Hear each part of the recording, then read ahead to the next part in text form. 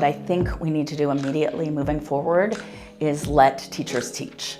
4 of the current school board members ran on a platform of letting teachers teach 2 years ago, but they have not brought that to fruition. In fact, if anything, they have stifled teaching through micromanagement of curriculum and resources in the classroom, topics that can be covered, books that are in school libraries. And so if there is one thing that needs to happen immediately, it's letting our teachers teach. Again, back to my comment about trusting in the teachers that I send my 3 kids to every day and you send your kids to every day, that they have professional knowledge and background and are making decisions about what they're teaching based on the state standards and where our kids are developmentally and what they're ready for. So that is the most important thing we need to do immediately.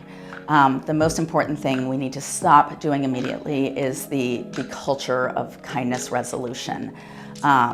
It is stifling some of the conversations that need to be had in our district around similarities and differences, and bringing them forth so that every one of our students feels welcome and seen every day.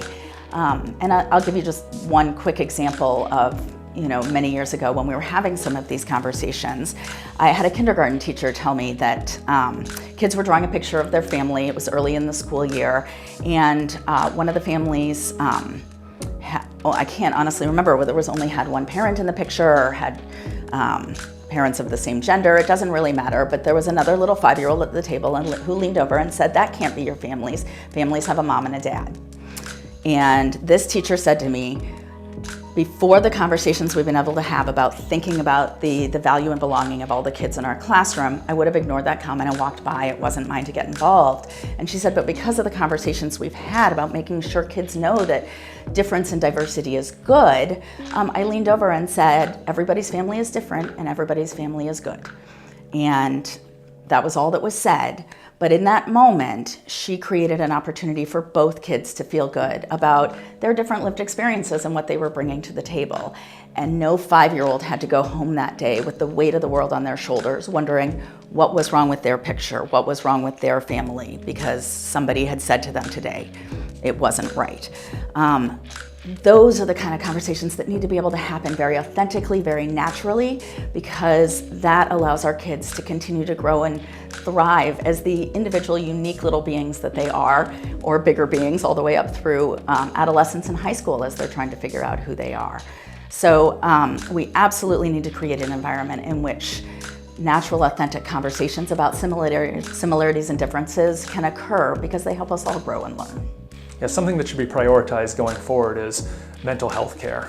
Mental health services should be standardized and accessible for all students in our community. Not everybody that is in need of mental health care seeks it out, and our students today, our children, are facing challenges that we didn't face, I didn't face as a parent when I was a child going through school. Active shooter drills, am I safe at school, 24/7 connectivity to our peers, the need to represent ourselves socially in a positive way so people look back on us positively, fear of missing out, financial uncertainties for the future, erasure of identity. All these issues are compounded on the normal being a kid type of stuff of, doing my homework, making the sports team, does my crush like me? And so it creates a lot for our students. And so mental health care needs to be prioritized. Something we should stop doing are the attacks on public education and our teachers.